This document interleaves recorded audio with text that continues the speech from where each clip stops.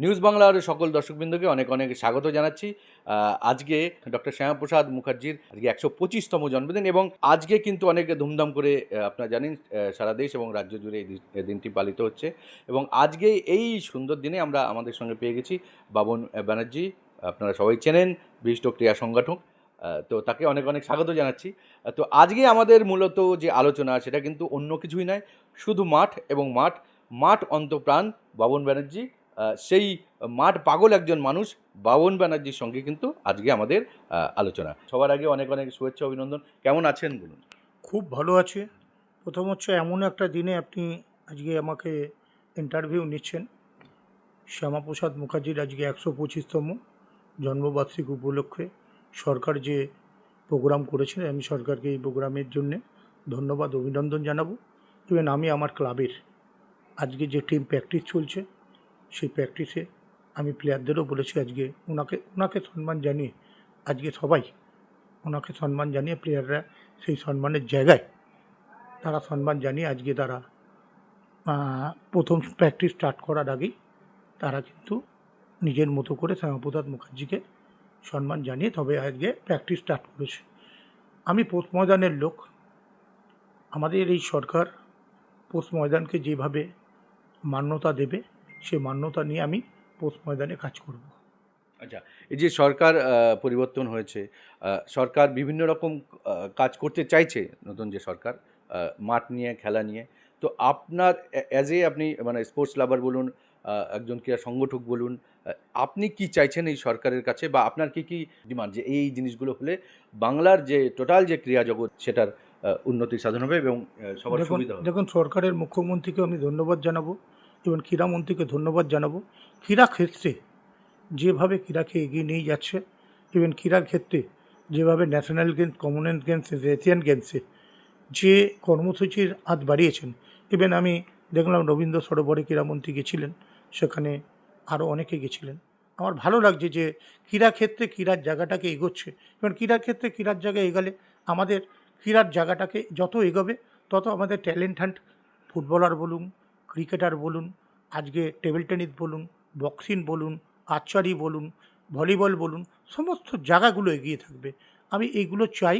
এবার সেই এগোনোর জন্যেই আমি কিন্তু খেলার ক্ষেত্রে আমি খেলার প্রেমী মানুষ এবং খেলাকে আমি এগিয়ে নিয়ে যেতে চাই। আচ্ছা, আপনি বিগত সরকারের যারা ক্রীড়ামন্ত্রী ছিলেন, যিনি ক্রীড়ামন্ত্রী ছিলেন, তার সঙ্গেও কাজ করেছেন এবং নতুন যে ক্রীড়ামন্ত্রী হয়েছেন, এই যে একটা যে সময়ের পরিবর্তন এবং আমরা জানি যে যে কোনো কিছু যাই কিছু হোক, সরকারের যদি পৃষ্ঠপোষকতা যদি না থাকে, কোনো কিছুই কিন্তু সেভাবে উঠতে পারে না বা তার উন্নতি সাধন সঠিক অর্থে বা একদম ব্যাপক অর্থে হয় না।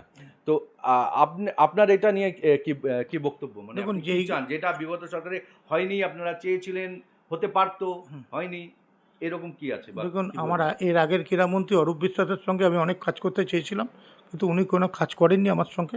ইভেন আমাকে কাজ করার কোনো সহযোগিতাও করেনি। ইভেন আপনি জানেন বেঙ্গল অলিম্পিক অ্যাসোসিয়েশনটাকে কীভাবে আমাকে অসম্মানিত করে হারিয়েছেন।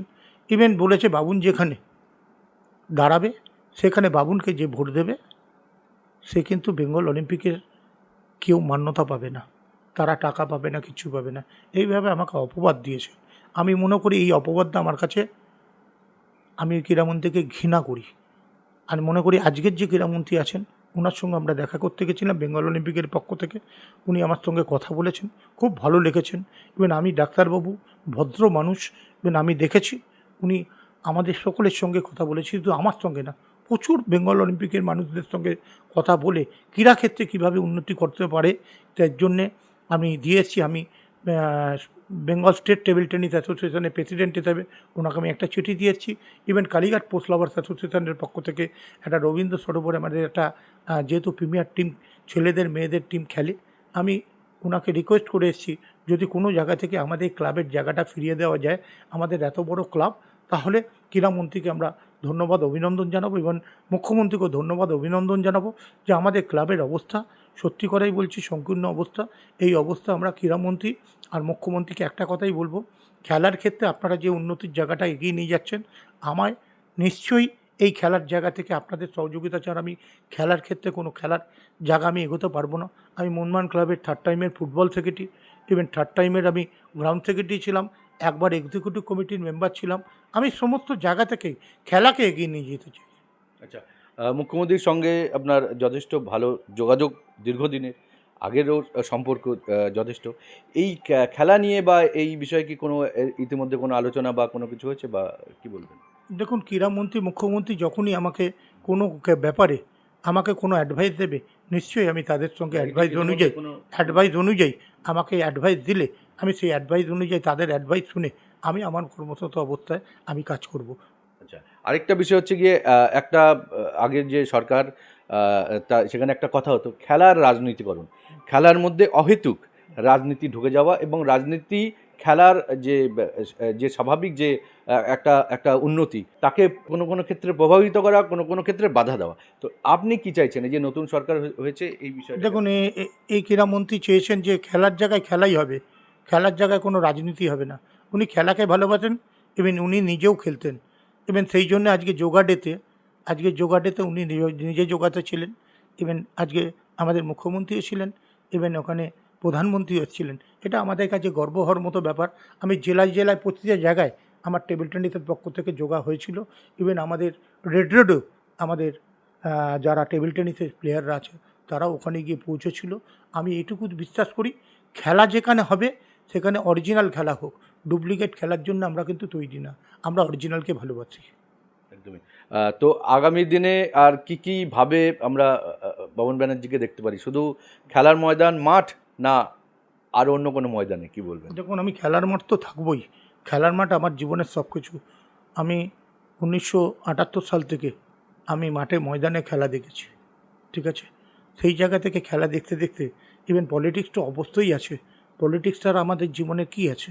কারণ পলিটিক্সটা করতে গেলে যেটা প্রয়োজন সেটা হচ্ছে পলিটিক্সের মধ্যে দিয়ে একটা সুন্দর ভালোবাসা যদি তৈরি হয় তবেই সেইখানে পলিটিক্স করে মজা হয়।